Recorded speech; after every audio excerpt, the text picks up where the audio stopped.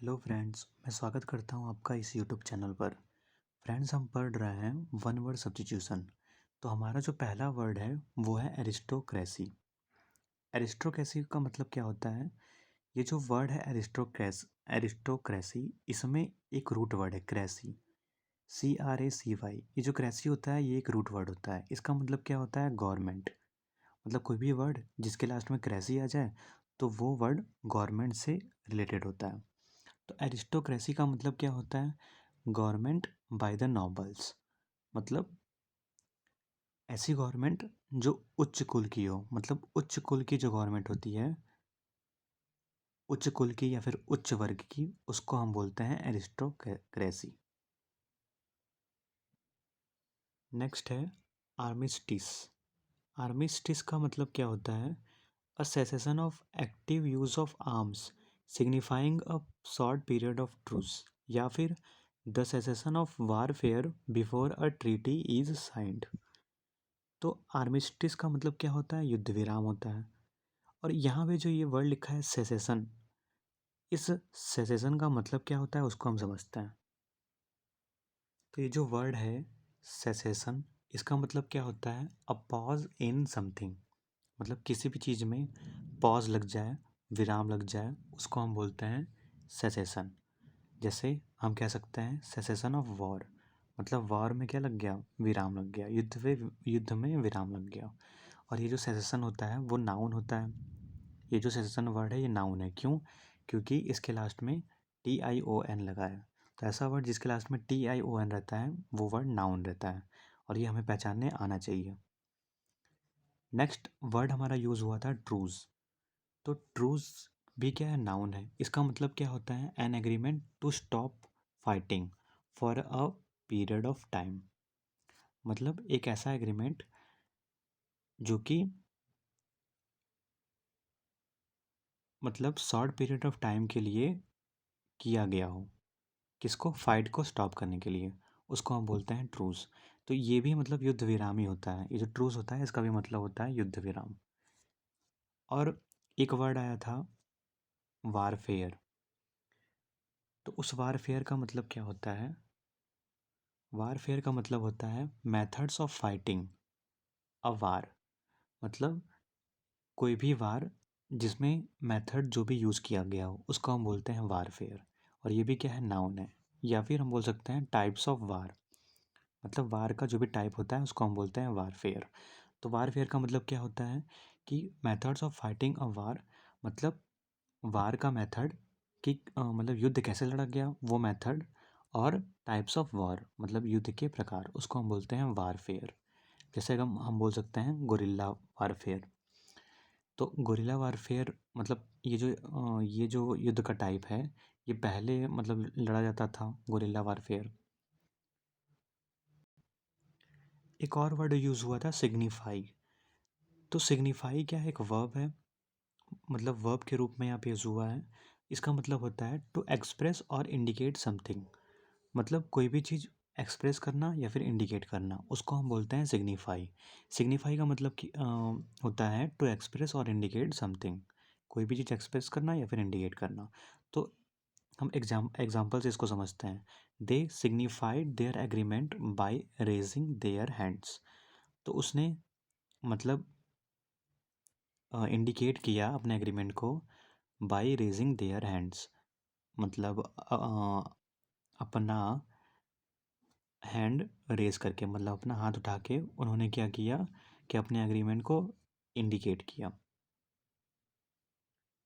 यहाँ पे एक वर्ड हुआ यूज़ हुआ है ट्रीटी।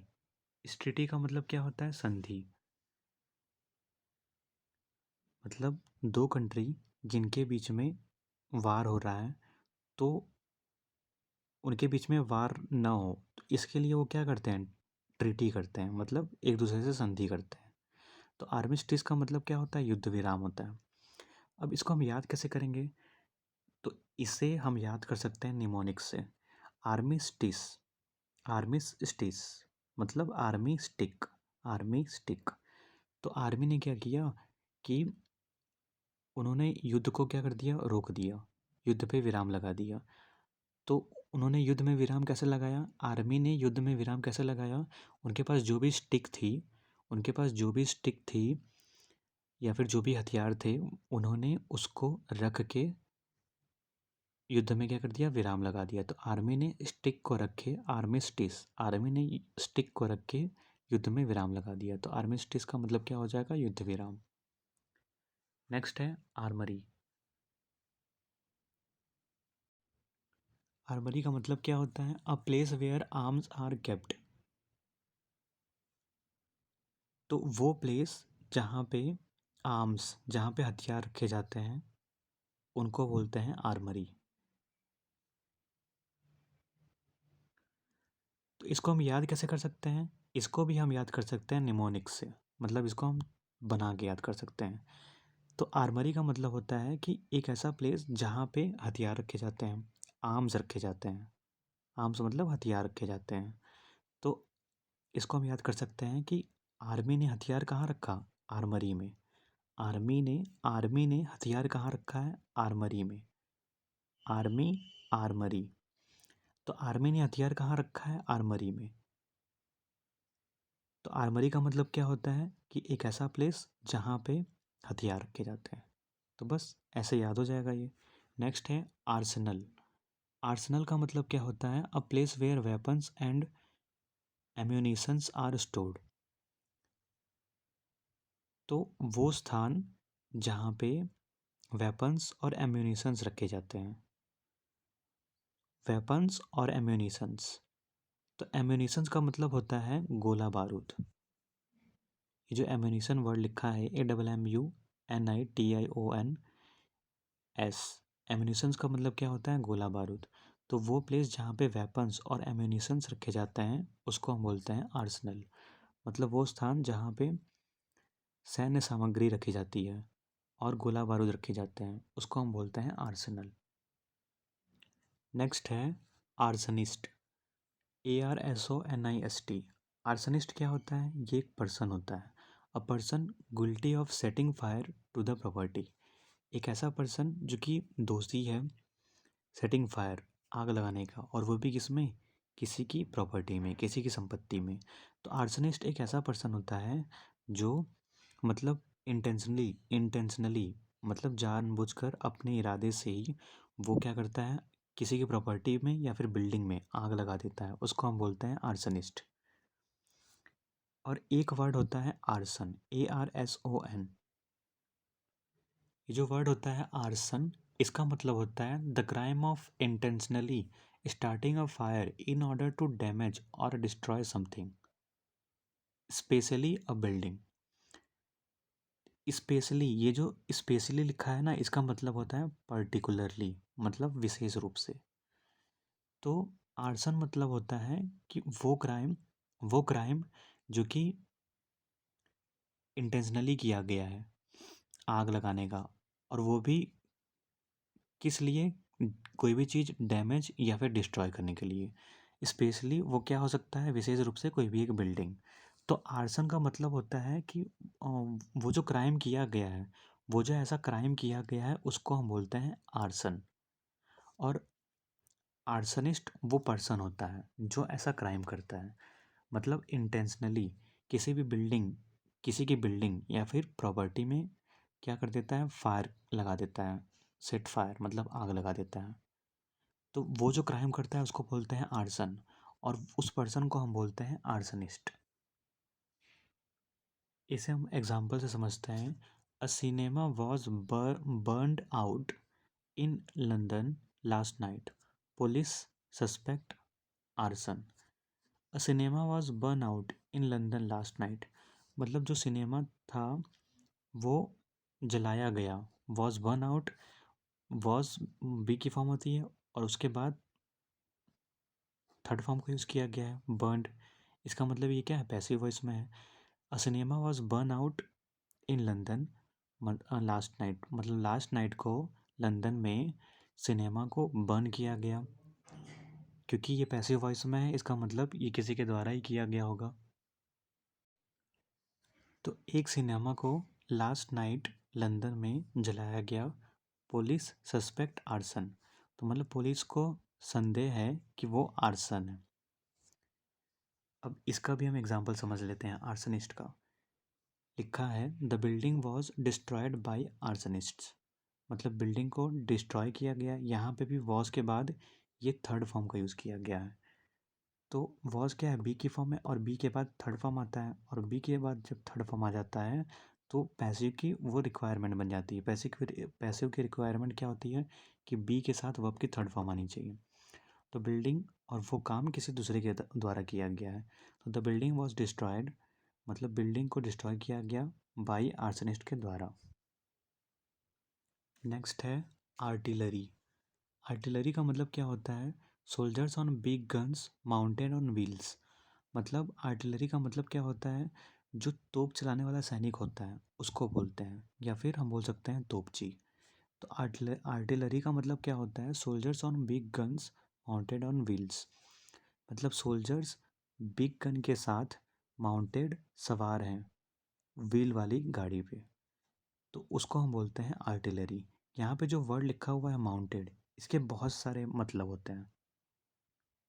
तो अगर माउंट वर्ब की फॉर्म में है तो इसका पहला मतलब होता है टू ऑर्गेनाइज समथिंग, मतलब किसी भी चीज़ को ऑर्गेनाइज करना, उसको हम बोलते हैं ऑर्गेनाइज करना, आयोजित करना, शुरू करना। टू माउंट अ प्रोटेस्ट या फिर अ कैंपेन, किसी भी कैंपेन या प्रोटेस्ट को माउंट करना मतलब ऑर्गेनाइज करना। दूसरा हमारा इसकी मीनिंग होती है टू इंक्रीज ग्रेजुअली, मतलब कोई भी चीज़ इंक्रीज हो रही है और वो भी ग्रेजुअली। जैसे the tension mounted at the end of the match, जो टेंशन था वो इंक्रीज हो गया मैच के एंड में। नेक्स्ट है टू गो अप समथिंग और अप ऑन टू समथिंग, मतलब किसी भी चीज़ पे जाना, उस पे चढ़ना, उसको हम बोलते हैं माउंट। जैसे ही mounted the platform, he mounted the platform and began to speak, मतलब वो प्लेटफॉर्म पे चढ़ा और उसने शुरू किया बोलना। और जो चौथा मतलब होता है इसका, वो होता है to get on a horse और bicycle. To get on a horse और बाइसिकल, मतलब हॉर्स या फिर बाइसिकल पे चढ़ने को बोलते हैं माउंट, और यहाँ पे इसका अपोजिट हो जाएगा डिसमाउंट। तो ये जो माउंट है वर्ड, इसके चार मतलब हो सकते हैं। तो कोई भी वर्ड, ऐसा नहीं है कि एक वर्ड की एक ही मीनिंग होती है, एक वर्ड की बहुत सारी मीनिंग हो सकती है। हमें सेंटेंस को पढ़ना चाहिए और कॉन्टेक्स्ट के हिसाब से हमें उस मीनिंग को यूज़ करना चाहिए। नेक्स्ट है आर्टिसन। आर्टिसन का मतलब क्या होता है, अ मैकेनिक और craftsman who has acquired skill in a particular craft. तो एक मैकेनिक या फिर क्राफ्ट्समैन मतलब कारीगर, जिसने एक्वायर्ड किया है, मतलब प्राप्त किया है स्किल किसी भी पर्टिकुलर क्राफ्ट में, मतलब किसी भी पर्टिकुलर ऑक्यूपेशन में। तो एक मैकेनिक या फिर क्राफ्ट्समैन जिसने एक्वायर्ड किया है, जिसने प्राप्त किया है स्किल को किसी भी पर्टिकुलर ऑक्यूपेशन में। ये जो क्राफ्ट वर्ड लिखा है इसका मतलब होता है, इस क्राफ्ट का मतलब होता है the skilled practice of a particular occupation, मतलब कोई भी स्किल जो कि प्रैक्टिस की जाती है किसी भी पर्टिकुलर ऑक्यूपेशन में, उसको हम बोलते हैं क्राफ्ट। ये जो क्राफ्ट लिखा है इसका एक मतलब और होता है, जिसका मतलब होता है व्हीकल। जैसे एयरक्राफ्ट होता है, जो विमान होता है उसको बोलते हैं एयरक्राफ्ट, या फिर स्पेस क्राफ्ट होता है, जो अंतरिक्ष यान होता है उसको हम बोलते हैं स्पेस क्राफ्ट। तो मतलब जो उड़ाने वाले व्हीकल हैं उनके लास्ट में भी हम क्राफ्ट लगाते हैं। तो आर्टिसन का मतलब क्या हो जाएगा, कोई भी कारीगर या फिर शिल्पकार, उसको हम बोलते हैं आर्टिसन। तो यहाँ पे जो आर्टिसन वर्ड है ना, इसका सिनोनिम हो जाएगा ये क्राफ्ट्समैन। ये आर्टिसन जो है इसका सिनोनिम हो जाएगा क्राफ्ट्समैन। नेक्स्ट है एसेटिक। एसेटिक का मतलब क्या होता है, a person who starves body for the good of the soul, मतलब कोई भी इंसान जो कि अपनी आत्मा की शुद्धि के लिए भूखा रहकर तप करता है उसको हम बोलते हैं एसेटिक, जिसको हम बोलते हैं तपस्वी या फिर सन्यासी। तो एसेटिक का मतलब क्या होता है? एक ऐसा पर्सन जो कि भूखा है, जिसने अपनी बॉडी को भूखा रखा है for the good of the soul, मतलब अपनी आत्मा की शुद्धि के लिए, उसको हम बोलते हैं एसेटिक। ये जो यहाँ पे वर्ड लिखा है स्टार्व्स, इस स्टार्व्स का सिनोनिम हो जाएगा हंगरी। हंगरी मतलब ये होता है भूखा। नेक्स्ट वर्ड है हमारा एसफिक्सिया।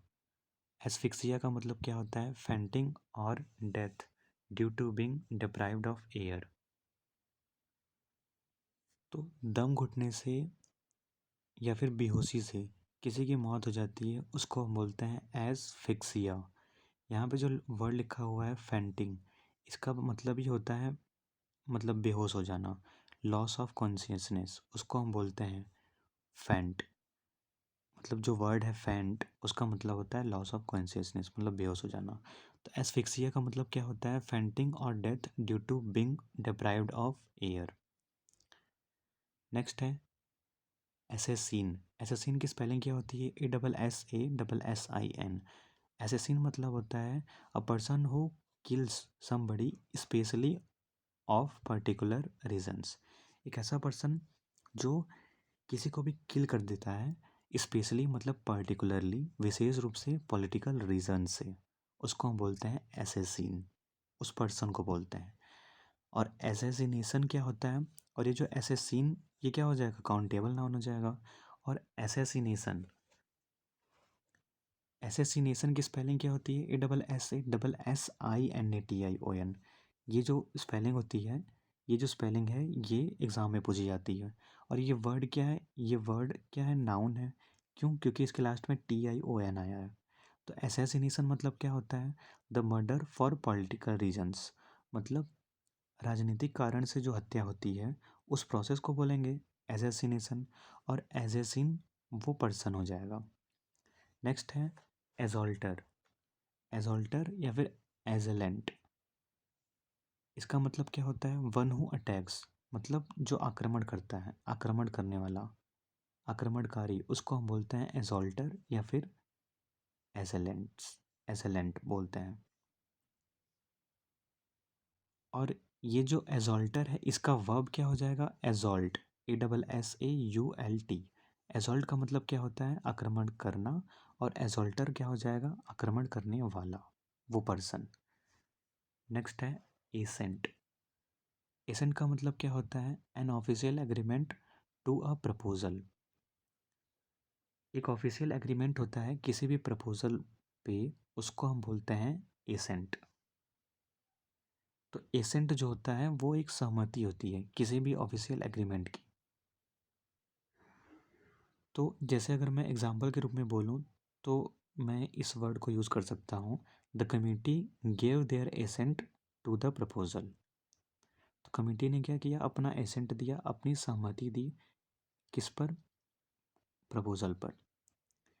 नेक्स्ट है एस्ट्रोलॉजी। एस्ट्रोलॉजी का मतलब क्या होता है? The science of foretelling events by stars. The science of foretelling मतलब भविष्यवाणी करना, और वो भी किस चीज़ की? ग्रह या नक्षत्र के द्वारा। ग्रह या फिर नक्षत्र के द्वारा जो भविष्यवाणी की जाती है, उसको हम बोलते हैं एस्ट्रोलॉजी। मतलब हिंदी में हम इसको क्या बोलते हैं? ज्योतिष शास्त्र।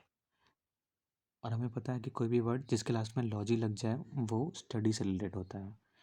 तो द साइंस ऑफ फोरटेलिंग, फोरटेलिंग का मतलब भविष्यवाणी होता है, फोरटेलिंग इवेंट्स बाय स्टार्स। नेक्स्ट है एस्ट्रोनॉट। एस्ट्रोनॉट, एस्ट्रोनॉट कौन होता है? एक ऐसा पर्सन होता है हु ट्रेवल्स इन स्पेस, जो स्पेस में ट्रेवल करता है, उसको हम बोलते हैं एस्ट्रोनॉट, अंतरिक्ष यात्री, इसको हम हिंदी में बोलते हैं। नेक्स्ट है एस्ट्रोनॉमर। एस्ट्रोनॉमर कौन होता है? A person who studies stars, planets and other heavenly bodies. एक ऐसा पर्सन जो स्टडी करता है स्टार की, प्लैनेट की, और अदर जो भी हेवनली बॉडी होती है, बॉडीज़ होती हैं, उनकी स्टडी जो करता है, उसको हम बोलते हैं एस्ट्रोनॉमर। नेक्स्ट है असाइलम। असाइलम क्या होता है? अ प्लेस ऑफ रिफ्यूज या फिर सपोर्ट और shelter. A place of refuge मतलब जहाँ पे शरण ली जाती है। रिफ्यूज का मतलब क्या होता है? शरण, आश्रय। जहाँ पे शरण लिया जाता है उसको हम बोलते हैं असाइलम। या फिर शेल्टर, शेल्टर का भी मतलब होता है कि आश्रय या फिर शरण, शरण स्थली को बोलते हैं। अब यहाँ पे ये रिफ्यूज वर्ड लिखा है, इसका मतलब शरण होता है। और यहाँ पे अगर हम बोले रिफ्यूजी, REFUGEE, अगर यहाँ पे डबल ई लगा दें तो हम पढ़ेंगे उसको रिफ्यूजी। और रिफ्यूजी का मतलब क्या होता है? शरणार्थी। जो भी शरणार्थी होते हैं उनको हम बोलते हैं रिफ्यूजी। नेक्स्ट है एटविज़म। एटविज़म का मतलब क्या होता है? Recurrence of some disease after generation, या फिर similarly in special features with remote ancestors. तो किसी रोग का वंशानुगत होना, उसको हम बोलते हैं एटविज़म। तो एटविज़म का मतलब क्या होता है? कोई एक ऐसी डिसीज़ जो कि हर एक जनरेशन में होती आ रही है, मतलब वंशानुगत है, उसको हम बोलते हैं एटविज़म। या फिर पुरखों से, मतलब एंसेस्टर, एंसेस्टर का मतलब क्या होता है? पूर्वज। मतलब पूर्वजों से समान, पूर्वजों के समान ही डिसीज़ कोई भी होती आ रही है उसको हम बोलते हैं एटविज़म। नेक्स्ट है एथिस्ट। एथिस्ट वो पर्सन होता है जो who does not believe in the existence of God, जो कि गॉड के एग्जिस्टेंस पर, गॉड के अस्तित्व पर बिलीव नहीं करता है, उसको हम बोलते हैं एथिस्ट, मतलब नास्तिक। अगर मैं यहाँ पे ए हटा दूँ और सिर्फ थिस्ट बोलूँ तो इस थिस्ट का मतलब क्या होता है? आस्तिक, जो बिलीव करता है ईश्वर के अस्तित्व पर, उसको हम बोलते हैं थिस्ट। और जो ईश्वर के अस्तित्व पर बिलीव नहीं करता है उसको हम बोलते हैं अथिस्ट। नेक्स्ट है अटैसे। अटैसे, इसकी स्पेलिंग क्या होती है? ATTACHE। अटैसे का मतलब क्या होता है? कि एक ऐसा पर्सन जो who is attached to the staff of an ambassador, मतलब कोई भी राजदूत के स्टाफ से जो भी अटैच है, कोई भी राजदूत के स्टाफ से, एम्बेसडर के स्टाफ से, कोई भी एक ऐसा पर्सन जो कि अटैच है उससे, उसको हम बोलते हैं अटैसे। तो अटैसे, अटैसे या फिर हम बोलें अटैचे। तो अटैचे वो होता है, मतलब हम इसको पढ़ने के लिए बोल सकते हैं अटैचे। तो अटैचे वो होता है जो अटैच होता है अम्बेसडर के स्टाफ से, उस पर्सन को हम बोलते हैं अटैसे या फिर अटैचे। नेक्स्ट है Audible, that which can be heard, मतलब जिसको सुना जा सकता है उसको हम बोलते हैं ऑडिबल। नेक्स्ट है ऑडियंस। ऑडियंस का मतलब क्या होता है? कि पीपल एट ए लेक्चर और कंसर्ट या फिर असेंबली ऑफ लिसनर्स, मतलब सुनने वाला जो समूह है, जो सुनने वाले समूह हैं, जो भी श्रोतागण हैं जो सुन रहे हैं कोई भी भाषण या फिर कोई भी संगीत, उसको हम बोलते हैं ऑडियंस। नेक्स्ट है ऑडिटोरियम। ऑडिटोरियम क्या होता है?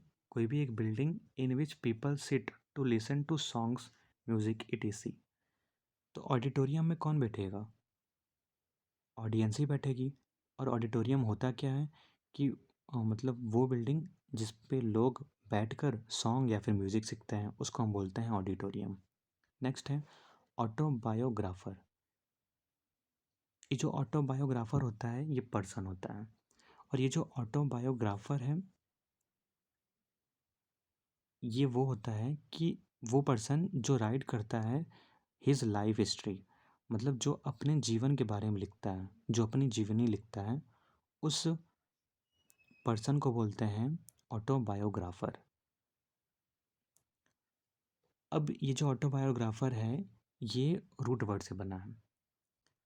इसमें है, इसमें तीन रूट वर्ड हैं। एक तो ऑटो मतलब सेल्फ, स्वयं, बायो मतलब लाइफ, और ग्राफर मतलब लिखने वाला। तो ये जो ग्राफर है ये किससे बना है? ग्राफी से। ऑटो मतलब होता है सेल्फ, स्वयं। बायो मतलब होता है लाइफ, और ग्राफी मतलब होता है लिखना, और ग्राफर मतलब होता है लिखने वाला।